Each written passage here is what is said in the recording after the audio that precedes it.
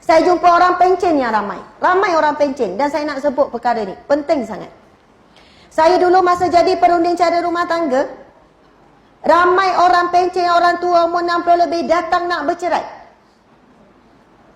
Nak bercerai. Yang datang nak bercerai tu daripada pihak lelaki, pihak suami. Banyak sebab, banyak faktor. Antaranya, subhanallah, masa tu saya jadi, bila saya ceramah macam ni, terutamanya wanita, saya nak ingatkan diri saya dan ibu-ibu sekalian. Biasanya orang lelaki dia akan sebut beberapa perkara, benda yang sama saja. Ustazah, saya tahulah saya dah tua. Isteri saya pun dah tua. Kami dah ada cucu. Tapi dia terlalu melebihkan cucu, Ustazah.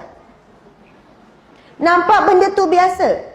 Kita akan kata, awak ni kenapa mbak nak berkira bukan orang lain, cucu. Awak ni dah tua macam ni, nak ni. Allahu Akbar. Selagi mana kita jadi seorang isteri, siapa yang ada suami lagi angkat tangan? Tak berapa nak mengaku, tinggi sikit. Okey, semua ada suami lagi, Masya Allah. Selagi mana kita ada suami, selagi itu suami adalah gudang pahala yang paling utama bagi seorang isteri. Selagi mana ada seorang suami umur berapa pun, dia adalah orang yang pertama yang perlu kita dahulukan.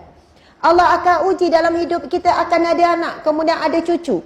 Dan memang kita cenderung untuk beri kasih sayang kepada cucu, sebab cucu sangat menggembirakan hati kita. Manakala atuk dia menyakitkan hati. Subhanallah.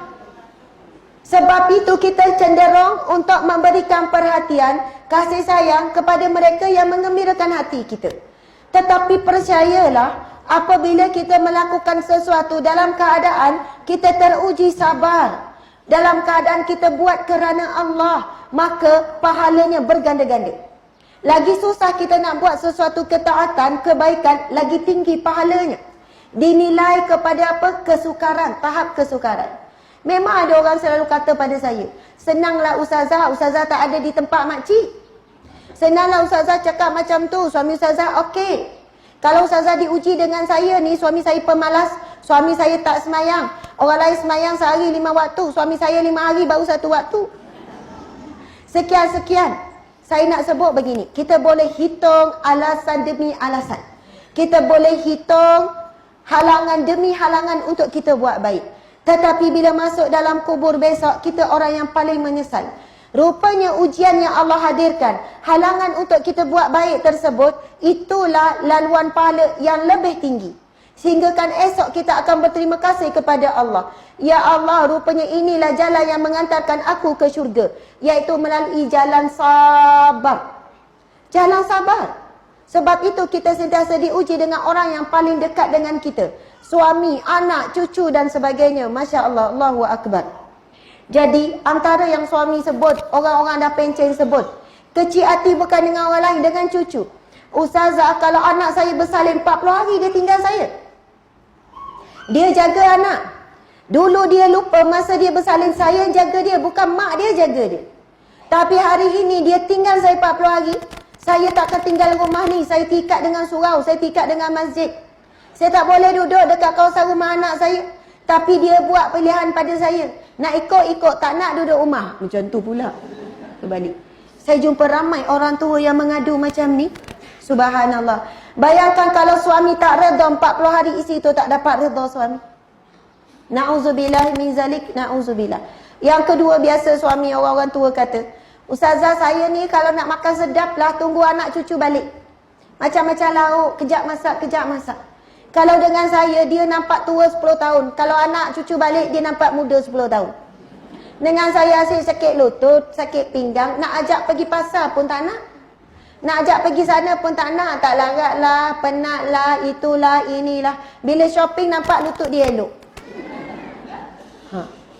Allahu Akbar, subhanallah. Kemudian lagi, dari segi cara percakapan. Dah tak nak jaga sangat dah hati suami. Sebab nampak tua sama tua, rasa macam tak ada masalah, tak tergugat. Tak layan ke, tak buat yang terbaik ke, tak berias pun tak apalah. Dia ni dah tak ada orang nak, dah kecut dah ni. Dah kerepot dah. Masa muda dulu rasa juga bimbang apa. Bila dah sama-sama tua rasa macam tak ada masalah, tak layan pun. Allahu Akbar. Sebenarnya kita layan mengharapkan daripada ganjaran suami ataupun kerana Allah. Kerana Allah, kerana Allah. Sebab selagi mana kita buat berbakti pada suami, selagi itu Allahu Akbar, kita diberi pahala. Ada orang dia kata, Ustazah, bukan saya tak nak masak, tapi bila masak dia makan sikit je.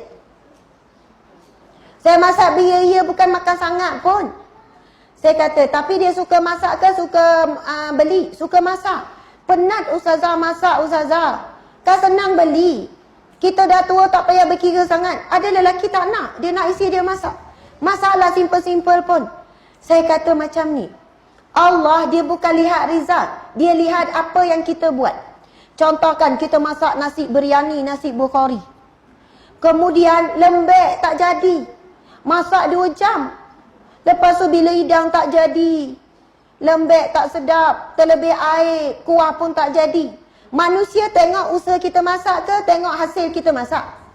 Hasil. Ya Allah tak jadi tak apalah, makan je lah, nak macam mana, gini-gini. Tapi start kita masuk dapur tu, sampai selesai 2 jam tu, pahala. Allah tengok apa yang kita buat, bukan hasil. Tapi manusia cenderung akan beri penghargaan bila nasi biryani kita tu sedap. Oi sedapnya, Masya Allah, tak pernah. Manusia akan puji ketika itu. Tetapi Allah puji daripada start kita masuk dapur tu. Ya Allah, walaupun dia dah tua tapi dia sediakan makan minum untuk suaminya. Walaupun dia dah tua tapi dia sabar, dia kemas rumah. Start pegang penyapu tu, bukan hasil. Manusia mungkin akan lihat hasil. Ni kenapa menyapu macam tak menyapu? Ini biasa ayat orang perempuan. Dia minta suami dia menyapu. Bang, menyapu macam tak menyapu.